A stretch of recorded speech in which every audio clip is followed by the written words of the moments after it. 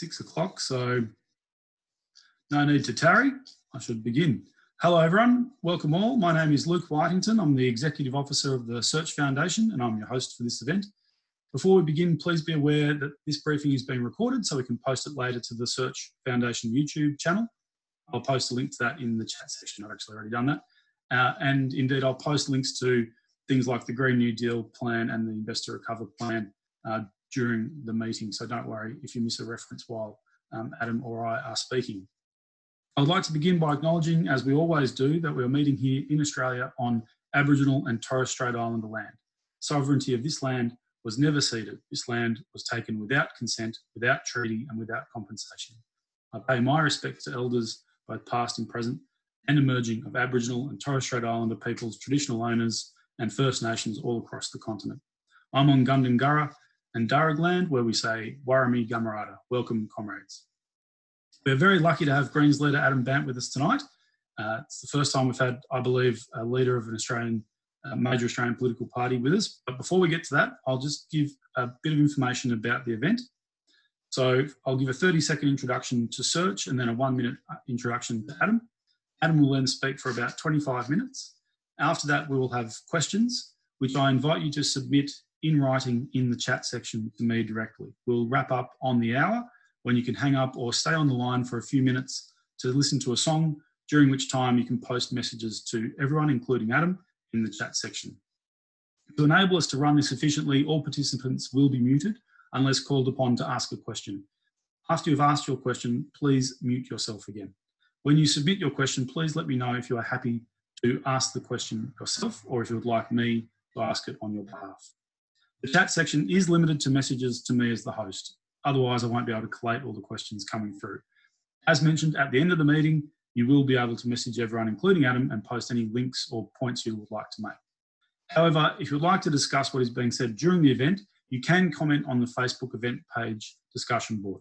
I'll post the link for that in the chat section momentarily. You'll have to use Zoom and Facebook at the same time, but hopefully that's not beyond your capabilities. So a quick introduction to Search before I introduce Adam. Search is a membership-based democratic socialist organisation that links and enables socialist activists across political parties, including the Greens, Labor Party and others, generations and movements all around Australia.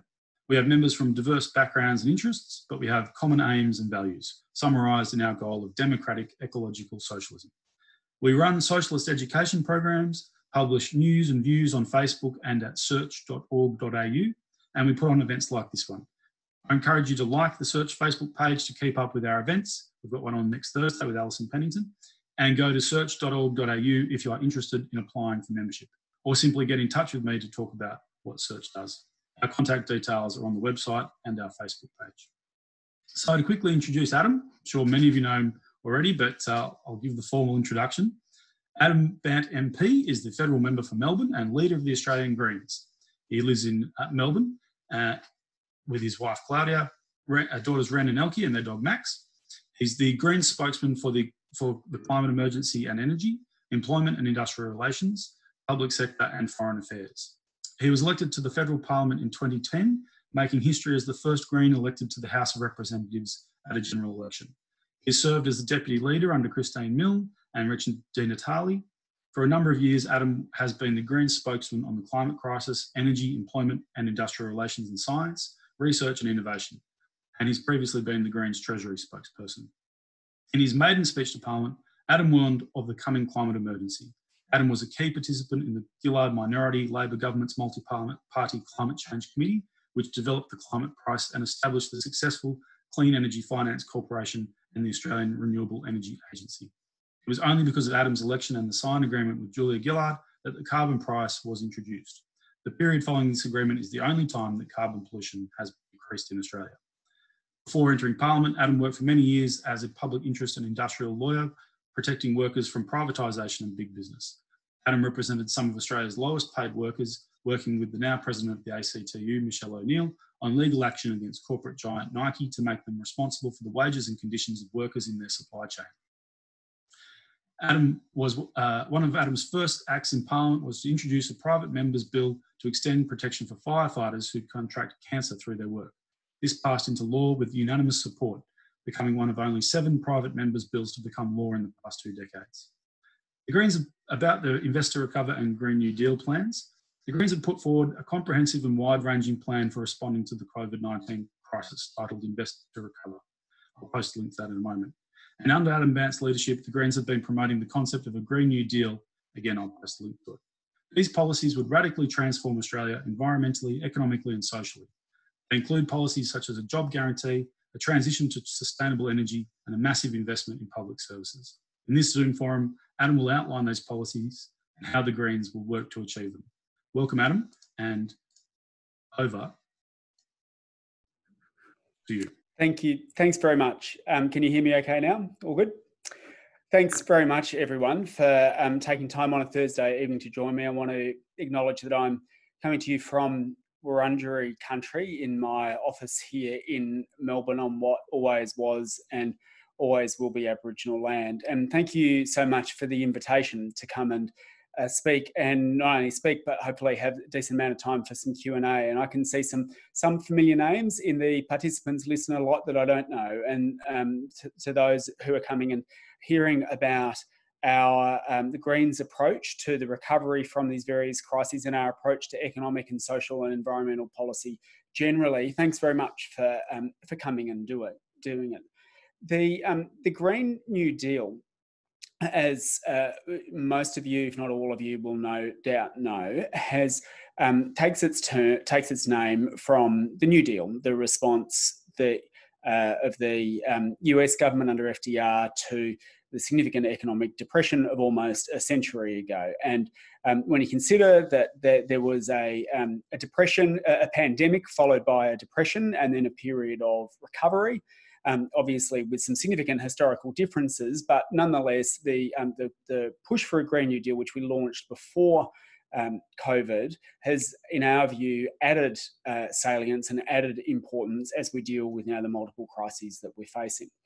To give a bit of context, and then I'll go into some of the elements of our Invest to Recover plan, which is our recovery plan that we have put on the table as a direct response to the COVID-induced economic crisis. The recovery plan and the Green New Deal itself is premised on, I guess, an analysis of the time that we find ourselves in, which is one of multiple and interacting crises. We've got the climate crisis, which, as it seems like a long time ago, but as we lived through this summer where many people lost their homes and sadly lost their lives, and we lost over 1 billion animals and large parts of the Australian countryside, the looming and existing and rapidly speeding up climate crisis became something that people in Australia across all walks of life started to really feel physically and viscerally. And it hasn't got the attention it deserved, but it deserves since, because the corona crisis has knocked things off the front, things like the climate crisis off the front page. But one of the things that's happening at the moment, for example, close-ish to us in Antarctica, is that there's a part of there's effectively a big part of Antarctica, one of the ice sheets that acts like a bit of a hinge, I guess, that holds together another part of the Antarctic ice shelf and West Antarctic ice shelf. And scientists are looking at that hinge at the moment and seeing it melting now at a rate that they thought they might see in 20 years' time. And one of the things that desperately worries them about the rate of melting of this particular bit of Antarctica is that if that hinge bit goes, then large parts of the ice shelf will cleave off, and that then means irreversible melting of those. Now, that will take some time, as in a couple of decades, perhaps a little bit longer, perhaps a bit shorter, to melt. But what it will in effect mean is that if that tipping point is crossed, and they're worried that it's being crossed now, that alone will lock in a 3 to 4 metre sea level rise by the end of the century. And The end of the century might sound like a long time away, but it's during my daughter's lifetime. It's during the lifetime of every Australian primary school student, or every one of the world's primary school student. And it's not just that's happening, but that if that's happening in Antarctica, then similar tipping points might be being breached in the Arctic, where they are having temperatures that are in the tens of degrees of Celsius higher than they would usually experience. It might be happening in Greenland. It might be happening in other places. So we could be right now at a point where tipping points are being breached that on current trajectories have the world, when you look at what or the pollution reduction commitments that everyone has made under the Paris Agreement and elsewhere, the world is currently tracking under those, if everyone meets all of those and doesn't use dodgy accounting in the way that the Morrison government wants to, for example, if everyone meets all of those, even if they meet them, we're on track for 3 to 4 degrees of warming by the end of the century. Again, during the lifetime of my daughter, during the lifetime of primary school students. That is a 4-degree world is a world where it's estimated the carrying capacity of the planet is 1 billion people.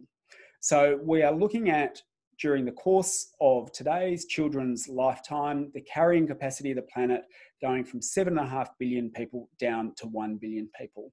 Now, that is an imminent and urgent and existential and universal crisis that is happening and that we are confronting right now. At the same time as we have the climate crisis, we also have happening in worldwide, but let's just focus on Australia and the Australian response for a moment. The confluence of 3 or 4 decades of neoliberalism that has basically turned up the dial so that inequality in Australia is at a 70-year high. So we have an inequality crisis in this country that is leaving many people without the basics of life, is condemning huge numbers of people to poverty, and has not only rhetorically, but perhaps in practice, hollowed out the capacity of government to tackle inequality and do things that might be necessary to reduce that gap. Rhetorically, it is often seen that it's not the place of governments to step in and address such issues. For example, we see that in the context of housing and the public housing crises that we're seeing at the moment. It's not the role of government to put a roof over everyone's head. That's the place of this thing called the so-called housing market. But it's also engendered this massive sense of insecurity and anxiety amongst people, because it is now everyone is being forced to fight for the basics of life. You are what were previously often publicly provided essentials have now been forced by direct government intervention into being marketised commodities and into the realm of the market. So you are forced, think education, for example, and the role of increasing fees in education. And so you are now forced to sink or swim. If you don't invest in yourself in the right way, then you are responsible for your own failure. So the neoliberal argument goes, which has led to some really high level of an inequality crisis, and that has in turn led to a huge amount of anxiety in the population. And if you were to say, what is the prevailing spirit of our times under neoliberalism, I think it would be anxiety, and it's of course added to by other things like the climate crisis. And then you've got separately, and I'm talking about pre-existing the corona crisis, you've also got a jobs crisis that is inherently linked to that inequality and the crisis of induced by neoliberalism. But before the corona crisis began, nearly 3 in 10, over 3 in 10 young people in this country either had no job or not enough hours of work. And the government trumpets unemployment statistics, but just as crucial is that second part of what's called underemployment. With rising job insecurity, you are still counted under the stats as being employed if you work only 1 hour a week. So you have to ask the second question, not only do you have a job, but have you got enough hours of work? And when you ask that question, especially of young people, the answer is like 3 out of 10 before the crisis began saying no. And interestingly, that is not a blip. One of the things that happened in Australia after the GFC is that for young people, and underemployment never came back really to the level that it was, the comparative level that it was before the GFC. Young people have basically been in recession since the GFC, not only in terms of a share of the nation's wealth, which has been declining, but in terms of their access to work, their ability to work and the decent jobs that have been provided. So another way of thinking about that is that basically since the GFC, Australia's economy has not produced meaningful work for young people in the numbers that it used to. So in addition to the fact that between World War II and the 1970s, full employment counted as 2% unemployment, whereas it now counts as 5% unemployment under standard definitions that Labor and Liberal agree to of neoliberalism. But on top of that, you've got this massive underemployment that is finding its way specifically, well, not specifically, but especially amongst young people, leading to what I think is really a significant crisis in this country. So we've got a jobs crisis as well. And then in comes the corona crisis and really turns up the dial on a lot of those existing inequalities. And as a result, for example, within the space of a month or two of the corona crisis first hitting, the first official stats that came out showed that young people were bearing a disproportionate brunt, as were women, of the hours and work that was lost.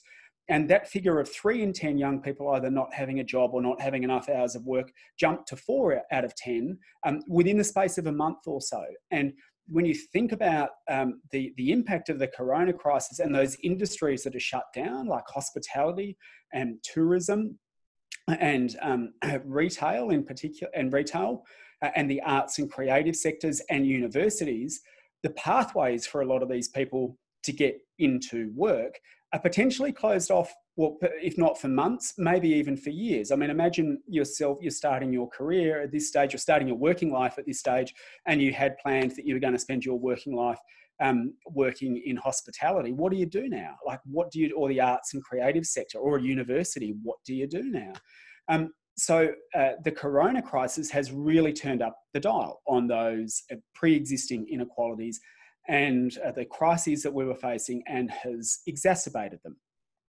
The principle behind the recovery plan, as the discussion starts to turn to, well, what do we do to get us out of here, is based on a number of assumptions. One is that it has to be government that leads us out of this crisis. And in part because the private sector, for all the reasons that I've just said, we're coming out of a period, or we're in and coming out of a period of hard neoliberalism, and the private sector has, and we've had an economy that has been premised on 5% unemployment and higher levels of underemployment, so a lot of people being thrown on the scrap heap. The idea that we could just snap back to that, and that's what we should be aiming for, and that everything was fine beforehand, is wrong. And it has to be government that steps in and that addresses a number of these crises. A, because private sector wasn't doing it before, but B, because at the moment it's actually only government that can step in and do that. So we need a government-led recovery. And the second principle underlying our approach to recovery is this. I mean, if you go to the doctor and the doctor says, you've got 3 things wrong with you, and I can give you a medicine that fixes 1, or I can give you a medicine that fixes all 3, you take the medicine that fixes all 3. And so we now, as we deal with the economic impacts of the corona crisis, we have the opportunity to address some of the economic impacts of the other crises as well. And that should be the approach we take. So it's a government-led plan of investment and action, but also a plan that is there to tackle pre-existing crises and make Australia more equal. All right, make Australia more equal and tackle the climate crisis. So the way that we, and it's the third principle underpinning it, is that part of the reason that government is in a position to do this at the moment is that it has never been cheaper to borrow money than it has been. And we can have a discussion about after this about MMT versus green Keynesianism, if that's something that people are interested in having. But let's just stick for a moment within, I guess, the orthodox principles of some form of Keynesianism. It's never been cheaper to borrow money than it has at the moment. And so the capacity for government to borrow and invest in these nation-building, planet-saving projects that will in turn create sustainable employment has never been better than it has at the moment. And so our plan is based on a significant level of government investment to drive that recovery and tackle those crises. And it's got a number of elements to it. I won't go through them all, but let's go through some of the key ones. Key to it is having a construction-led recovery that involves building 500,000 new public housing units over the next 15 years. That on our estimates would create 40,000 jobs plus 4,000 apprenticeships, plus go a long way to tackling the homeless crisis and the public housing crisis that we're seeing at the moment. So build more public housing. Second is a revival, what we've called a manufacturing renaissance in this country, a revival of Australia's domestic manufacturing capacity. We've got some huge opportunities here. We're always going to need steel. We're going to need steel to build wind turbines. We're going to need steel to build high-speed rail down the east coast. But we've got iron ore here in Australia. But at the moment, what we do is we dig up the ore, send it overseas for processing, buy it back expensively. And there's a lot of pollution involved along the way in the form of coking coal and the like to create that steel. Let's instead make Australia, for example, the green steel leader of the world. And let's use the sun and wind to split water into hydrogen and oxygen, use that hydrogen as the fuel that starts making the green steel, and then use that, increase the domestic processing capacity here in Australia, but also then through government mandating increased procurement rules, i.e. local content, require that green, locally made steel to be used in some of these projects that we're talking about, like high-speed rail, like the shift to 100% renewables. Another big element of it is sustainable infrastructure, which involves getting Australia running on 100% renewable energy within a decade. And that's, I should say too, that's not just substituting one for one the amount of electricity that we do at the moment with 100% of what we've got at the moment, replace it with 100% all renewable. We're actually going to have to generate more electricity than we are at the moment. If you want to you want to electrify transport, you want to electrify industry and help industry switch off gas, we're going to need to generate probably about half as much electricity again as we do at the moment on top of what we do, plus switch it all over to 100% renewable. So you could see very quickly what a significant level of investment and redirection and economic activity this is. Key to it also, though, is the things that I've mentioned are really quite blue collar. And I think one of the things that we are keen to do as part of this recovery is have a very strong focus on care, and to remind people that actually the structure of the Australian economy is one that the mining industry has done a very good job through its PR people of making Australians think that about 10% of the country is employed in mining. Like that's what, when you ask opinion polls, that's what people come back with. Whereas the figure's down around 1 or 2%, depending on how you calculate it. And so what we need to do is have a clear-headed understanding of the fact that we've got a very large and growing sector in aged care, and we need to expand so that we have free childcare in this country. So that involves expanding the childcare sector as well. And of course, expanding our universities and our TAFEs, because they've got to be the ones who help provide some of the skilling up, but also so that we get back to and reinstate in Australia free education. So we want to expand the care and education-based sectors as well. And there's a number of reasons for that, not only because that's actually where the jobs are in Australia at the moment, and that's actually where the need is, but a job in teaching is a low emissions job. A low emissions job isn't just putting up solar panels. It's a job in the care and education sector, and part of the services sector is also a low emissions job as well. So on under our plan, we would estimate that we'd create somewhere between 800,000 and 900,000 jobs to help Australia grow, and that would recover from the crisis. That would also allow us to do to offer, which is a key part of our recovery plan, a jobs guarantee. And for the reasons that I've said before about young people and the particular risk that we have now, that young people are at the moment, and the massive economic and social divide that is risked being created at the moment, we would start with a guarantee for young people, which is we guarantee every young person either a free place in university or TAFE, or a guaranteed job at industry rates working on one of these nation building projects that I've referred to, or a decent income that you can live on. And so we're talking about a jobs and income guarantee at this stage for young people, but a jobs and income guarantee that involves lifting the level of income support that's currently available so that we maintain this doubled rate of New Start, or job seeker as it's called now, maintain that where it is. And for some young people who are at home and so on, they might have a slightly lower rate, but it would be well above where it is now, so above the poverty line for them. So that if you don't want one of those guaranteed jobs on one of the nation building projects and you're not going into university or TAFE, then you're guaranteed a decent income that you can live on that keeps you out of poverty. So that idea of getting the government back into the business of universalism and of saying that part of the role of government is to help guarantee the conditions for people to live a good life is at the core of our Invest to Recover plan. So it's not only, I guess, although it's very much about saying we've got to grow certain parts of the Australian economy at the same time as we shrink others, like coal.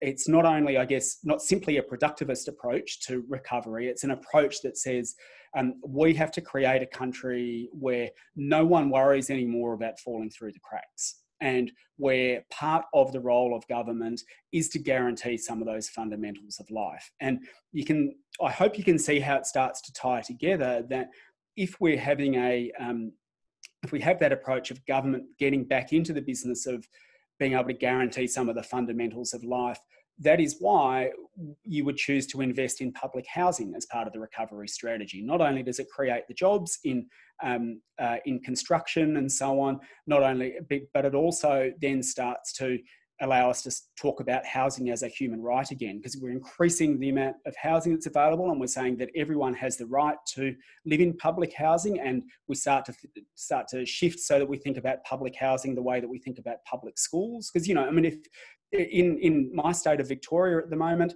we've got between 80 and 100,000 people on the public housing waiting list, and if 80 to 100,000 kids were turned away from public schools because we weren't building enough public schools, there'd be an outcry. But public housing somehow goes lower down the rung, and it seemed as sort of an optional add-on. Whereas we would say it's part of the government's role to guarantee some of those basics of life, like housing, education, and basic levels of income. So those are the principles behind our Invest to Recover plan. And we think that very much at the moment, because, as I said at the start, all of these crises are coming together and impacting on people in so many ways that we're having to deal with some big challenges at a time when neoliberalism has really hollowed out the political imagination and really tried to deal government out of the equation, except in certain really harsh ways of forcing the marketisation of everyday life. Now is the time to say, look, there's a way of tackling all these crises. It involves a bit of a rethink about the role of government, but the alternative is that we allow these crises to continue. And the alternative is going back to the way that it was before. And I think now's our opportunity to say, let's deal with multiple crises through the one approach. The question that always comes up is how you're going to pay for it. And it's a fair enough question that people want to ask. And again, we can have the debate about MMT versus Keynesianism if we want. But again, people ask how you're going to pay for it. Well, we'll start by winding back some of the unfair tax breaks that the big corporations and polluters get. 1 in 3 big corporations in this country pays no tax in Australia. We've got to start inserting requirements for them to pay minimum levels of tax. Gina Rinehart and co get a massive subsidy on the diesel fuel that they put into their trucks. I think Gina Rinehart can pay the same for petrol as everyone else in this country, and there's an extra couple of $1 billion a year that we could put into health and put into education. Institute a minimum, what's called a buffet rule, so a minimum tax rate that high income earners have to pay. So wind back some of those unfair corporate tax breaks, plus borrow to invest, and you can fund it. And you would end up, in terms of what it does to Australia's debt levels would still be, for those that think that this is the primary thing to be concerned about, Australia's debt levels would still be less than half of the OECD average, right? So we could have free education, 500,000 new public housing homes, 800,000 new jobs, lift the level of the dole to above the poverty line, ensure everyone has got a job who wants it, and still have debt levels half of what the UK and other comparable countries have got. So the answer is it's eminently affordable. But again, I come back to the point, if we don't address these challenges now, then these crises are going to run away from us, and we're going to be in a much, much worse position in 10, 15, 20 years' time. So that is, I think the link's being put around. This is our plan, our Investor Recover plan, and I look forward to having some questions and discussions about it. That was brilliant. Thank you so much. And exactly on time, like a good member of the House knows that you get your... Thank you very much. That was really great running through it. And we've had a huge number of questions. So I'll read out the first one, and then I'll go to asking someone to come on and ask themselves. But this is a great question from Jake Wishart. So, hi Adam, COVID-19 has seen a shift in the Overton window of what's possible in political economy in Australia at the moment. One example is doubling the dole overnight after Labor and Liberal parties wouldn't commit to raising it at all for many years. How can we cement that shift in sentiment regarding what's possible for the role of the state in a post-COVID world? How can a Green New Deal support that shift? Thanks, comrade, from Jake.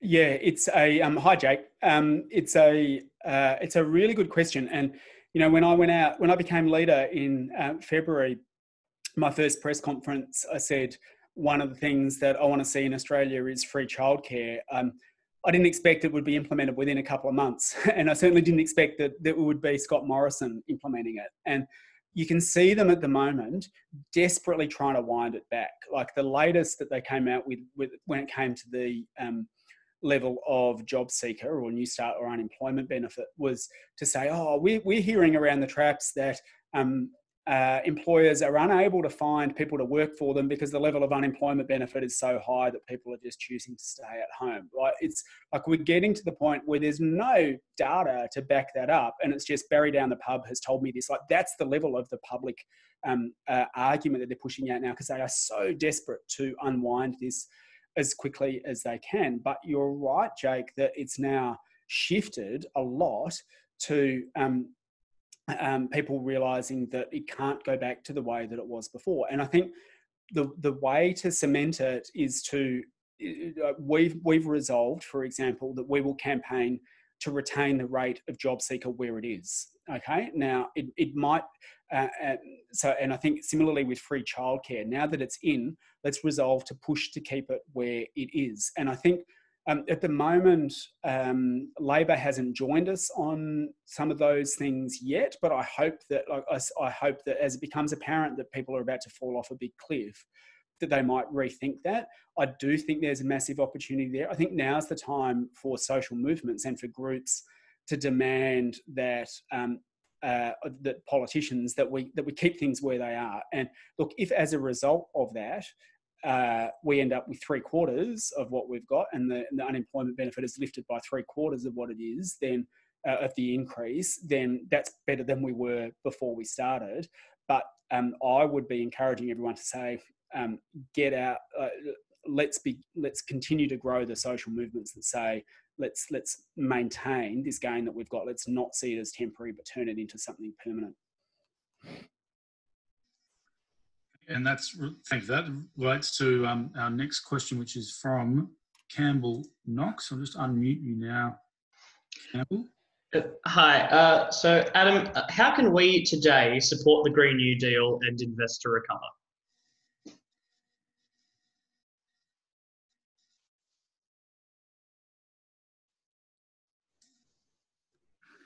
I just popped myself on mute there for a second while I had a drink. So sorry about that. I won't do that again. System didn't like it. We've got on our webpage that greens.org.au/recovery, we've got not only some details of the plan, but links to some material that we've put together and clips that we've put together about what the plan entails and the benefits of it, especially for young people. And look, one of the things that, I've said a few unkind things about billionaires during the course of this presentation, and that's one of the consequences of that is they tend not to donate to the Greens and they tend not to give us slots on their national TV shows. And so we are at the moment quite reliant on social media to spread our message. And one of the things that we know that works really well is when things are spread and shared by people other than us. So I'd encourage people to go to the website, and if you like that idea and you like what you see, find some of those those little clips and some of those social media squares and share them. And secondly, sign up. We'd had the plan before Corona crisis hit was to begin effectively a national tour to promote the Green New Deal, and I had some. I was looking forward to an already kind of semi-agreed debate with one of the LNP members up in one of the Queensland coal towns about what is the appropriate transition plan to offer. And we had hoped very much to do a tour around the country of to gain support for the Green New Deal and build that kind of movement behind it. We've had to rethink that as a result of the Corona travel restrictions, and a large part of what we're doing is online, which makes what I said before about that spreading that word online and getting people to join the movement online via those web pages the most practical thing to do at the moment.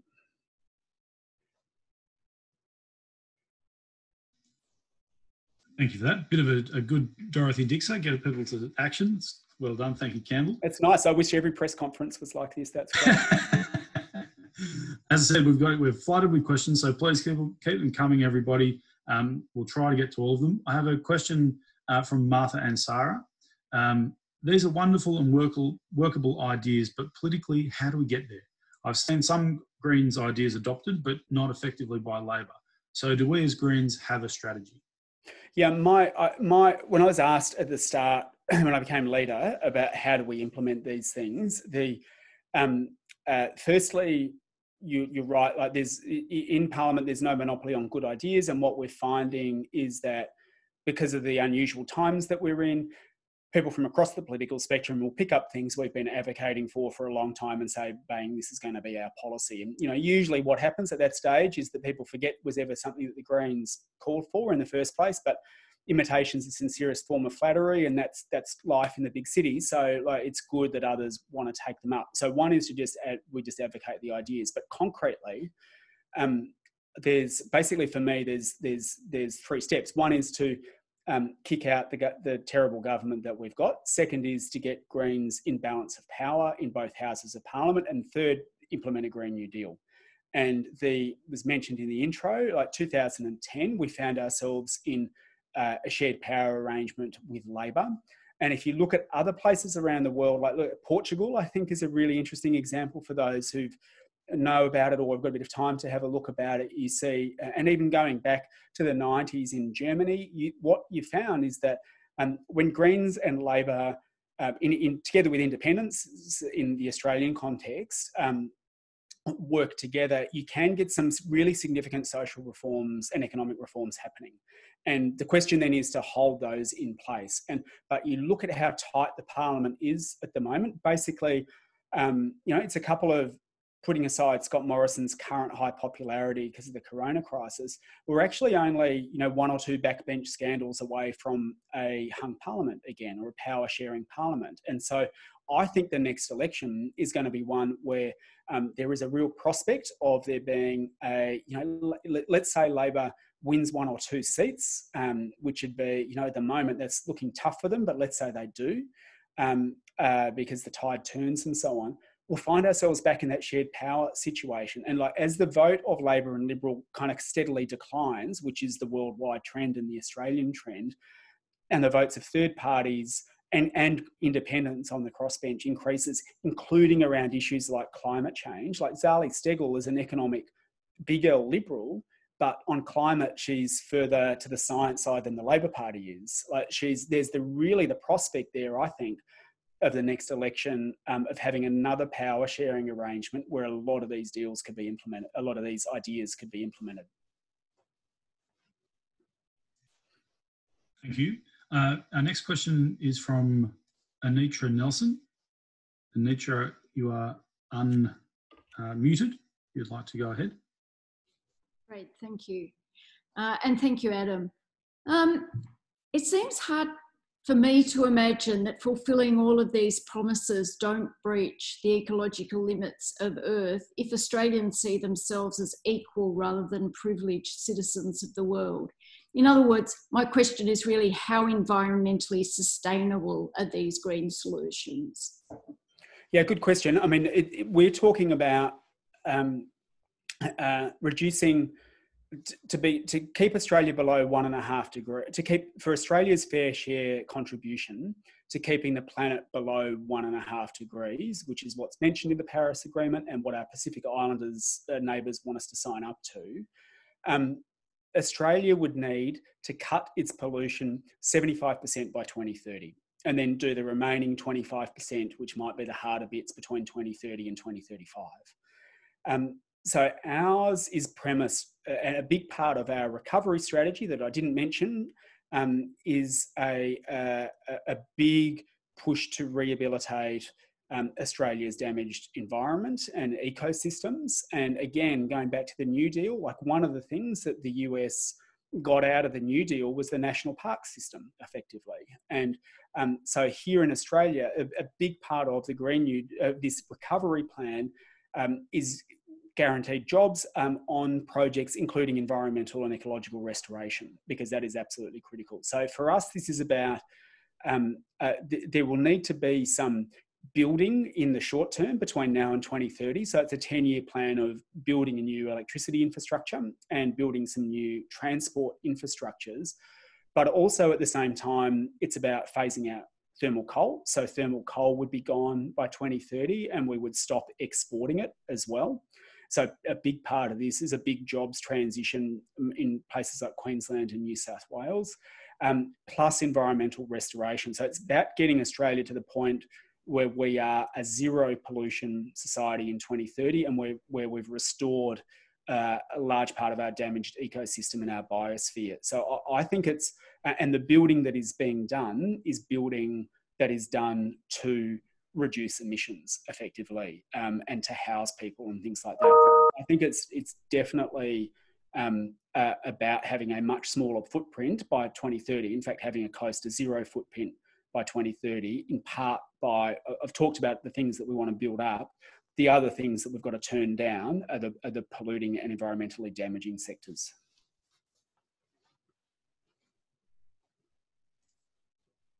Did you want to answer a quick follow-up on that, Anitra? Well, it's concentrating a lot on carbon.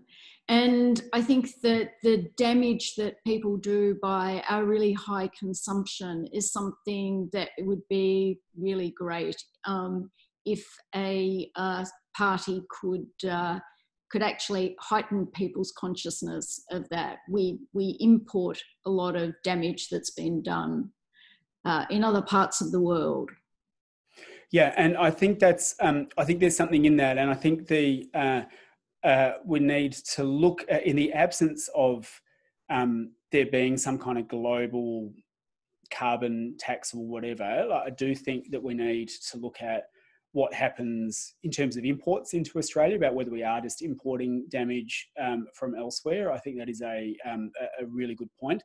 I guess my point about my view about consumption, the consumption question, is that what could we do in Australia that would have the biggest benefit to the world in terms of stopping climate and ecological collapse. And I think the biggest contribution that we could make is actually around our use of coal and our use of coal exports, in part because, when the government loves to say, oh, we're only 1.3% of the world's emissions and a small percent of the world's population, what could we do?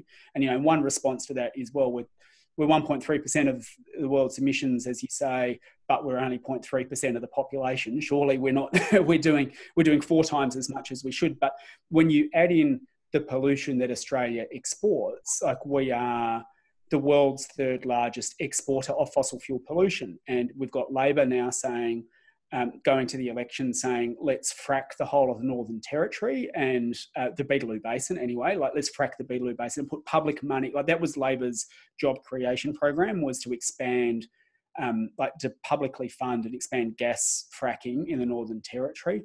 The pollution that we export in terms of our coal and in terms of our LNG hurts everywhere. And so I think, to come back to your question, if it's in terms of the things that we've got to focus on as Greens and try and get action on in Parliament, and that would get us the biggest bang for the buck, so to speak, I feel that role that Australia plays as being the world's 3rd largest exporter of fossil fuel pollution through our coal and our gas, if we could rein that in, not only in terms of domestic use, but rein in our exports and have a 10-year plan to phase it out, that'd probably have a proportionately bigger impact on the biosphere than some of the other things. And we'd have a longer discussion about waste and what we could do to reduce waste, because it's massive and it's something that's on people's minds, and we've got a lot of policies to deal with that. But that's probably why in this discussion I've focused on climate and carbon.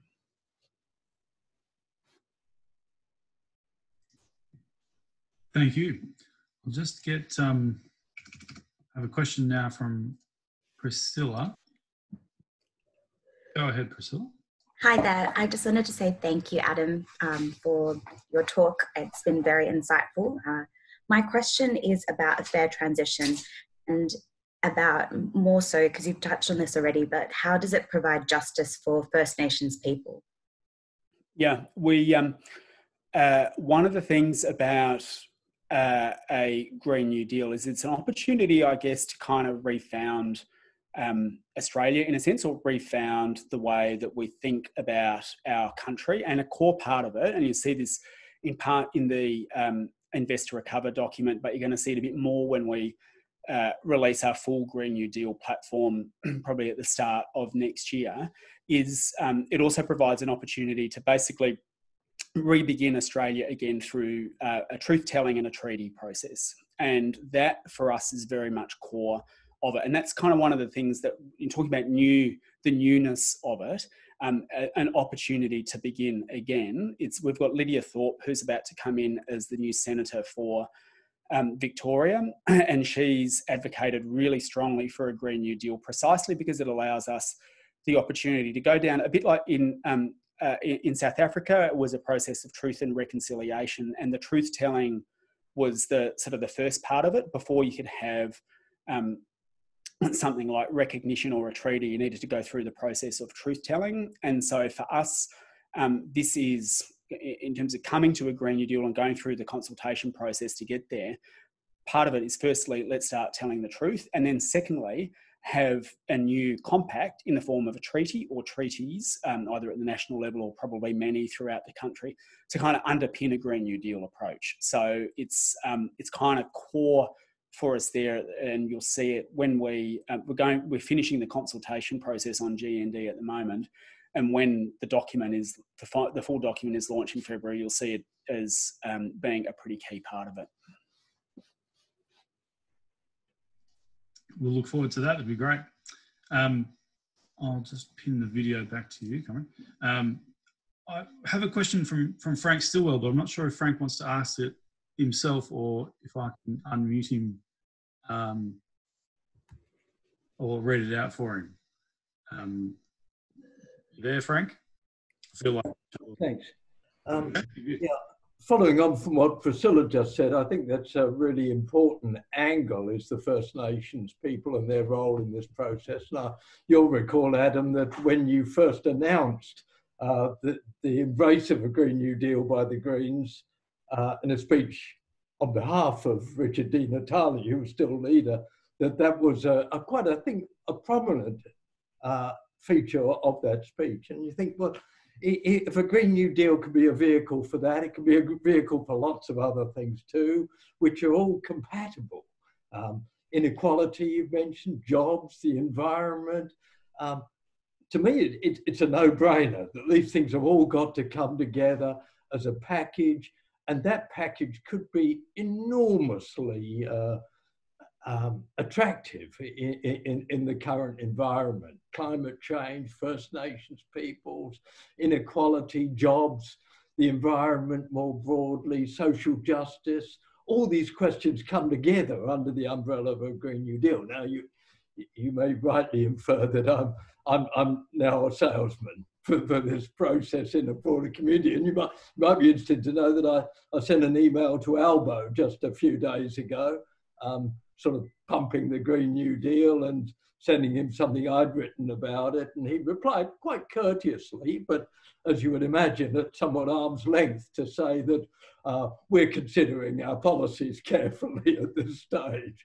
But I didn't take it as a piss off in any way at all. It was a comradely response, albeit very non-committal, which brings me to my question and back to your earlier reflections on the relationship to the Labour Party. Now, that's going to be absolutely crucial. I mean, there's no conceivable way in which this policies can actually operate other than through Labour in government, perhaps, you know, being required, as you hope, to work with the Greens and progressive independents. What is the chance, given that there is sort of rivalry between the parties electorally, what is the chance of actually proceeding more towards a cooperative relationship in policy formulation? Not just to get the bastards out, but to actually provide the basis for a cooperative policies that, you know, a lot of people presumably out there in the community would gladly embrace if it was seen as coming from a reasonably unified opposition. Yeah, it's a good question. And I've written about this in a book, I think, edited by Dennis Altman. I think it might have been a different book, but the conclusion that I came to after thinking about this a lot is that one of the things is that our electoral system is not like, say, New Zealand's, because we don't have proportional representation. And everyone loves Jacinda Ardern, and there's less attention is paid to the fact that she's there because she's in coalition with Greens and New Zealand First, but her government is one that's supported, rather not a formal coalition, but that is supported by the Greens, and the Greens are the New Zealand's climate change minister and environment minister, and have a number of other ministries as well. And I referenced the German experience, where I think back in the 90s it was the alliance between the Greens and the SPD there that basically underpinned Germany's renewables revolution and its shift towards renewables that even Angela Merkel didn't want to touch when she was in. So I think strongly that that is the pathway to lasting reform. But our electoral system is one where yes, 10% of the people vote for the Greens, but we only get 1 out of 150 seats in the House of Representatives. And if we had a proportional system, we'd have 15 or 16 in the House of Representatives. And the reason I say that is that the conclusion that I've come to is that what is going to happen is that the Greens will continue, just like Labor, just like Liberal, just like every other party, to run as hard as we can at election time to try and win as many seats as we can.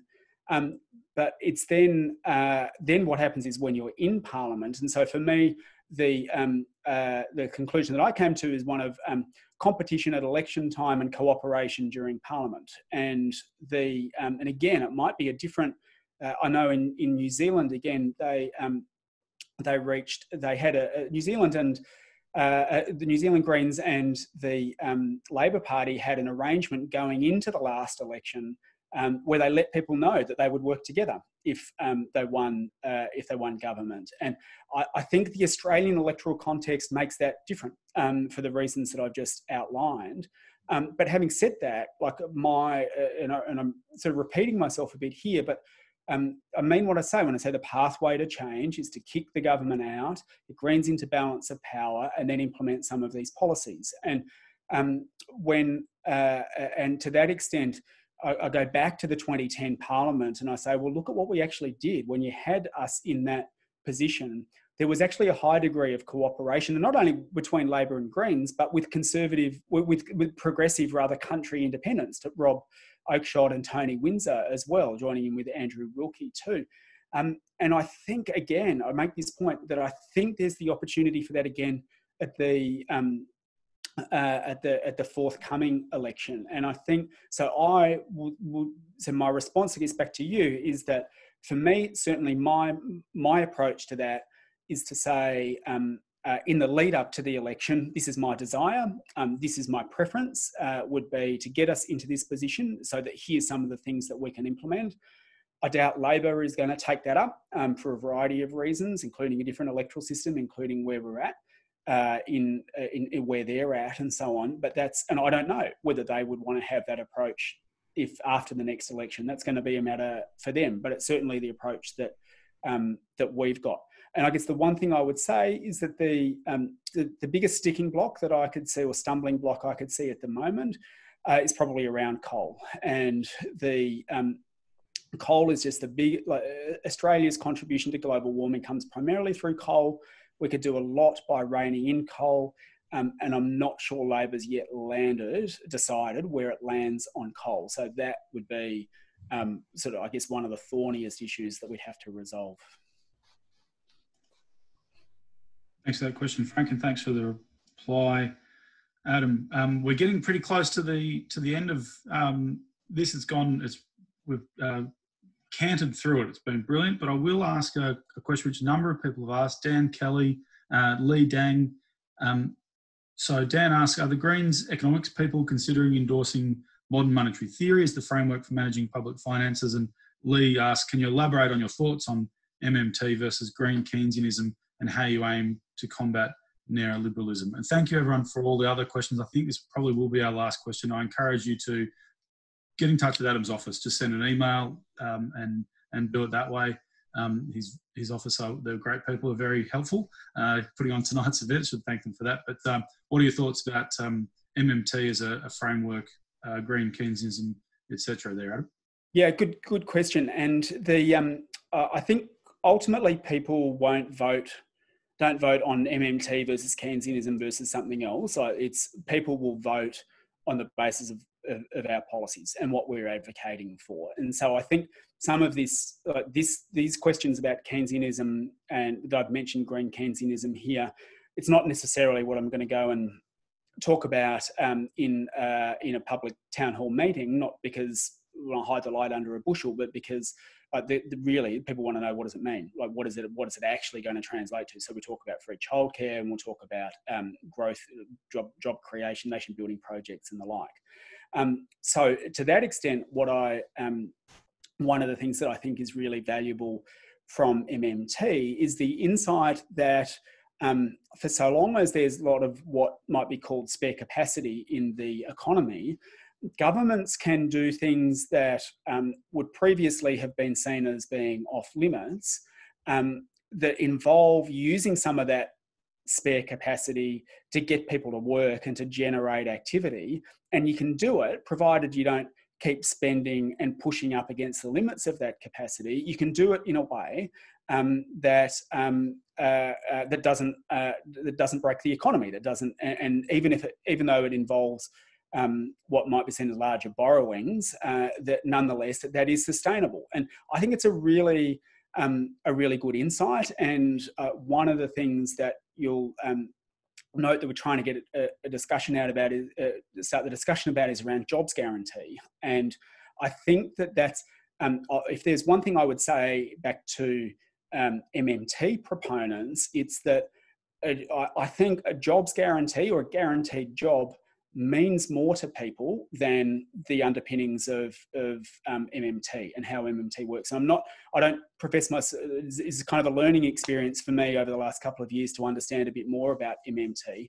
But I think there's things like a jobs guarantee and being able to say, no, actually government can borrow and invest and give everyone a job who wants it and not break the bank, so to speak, speaking colloquially, is a really powerful argument, So I don't think that we'll be going to the election with any particular economic theory on our leaflets, because I think people, that's not necessarily going to mean a lot to people. But we will be pushing things like jobs guarantee. And I still do think that for a lot of people who are still learning about the Greens, they ask us the question, I think rightly so, how are you going to pay for your policies? And until the landscape shifts massively, and maybe it will now that Alan Kohler's a big MMT advocate and is on the ABC News, maybe the whole of the population is going to be convinced, which would be great. But I do think the point of going through sort of what's involved in our recovery plan and the Green New Deal and so on, and that point about focusing on debt is to say, I think this is actually a moment where we could have our cake and eat it too, and speak to all of those people who still understand things in that sort of Keynesian frame and say, well, we can do all of these things and still have comparatively low levels of debt, but also pick up some of the really exciting bits of MMT, like a jobs guarantee, and say, and we can do this as well.